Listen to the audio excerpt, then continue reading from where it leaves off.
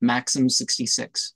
Whoever does not betake himself to the path of rectitude, in consequence of the castigations of this world, will fall under eternal punishment of the next. Allah the Most High has said, and we will cause them to taste the nearer punishment of this world besides, the more grievous punishment of the next. Admonition is the address of superiors, and then fetters.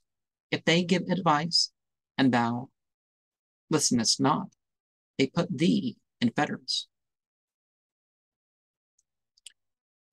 And so superiority in reality is the willingness to respond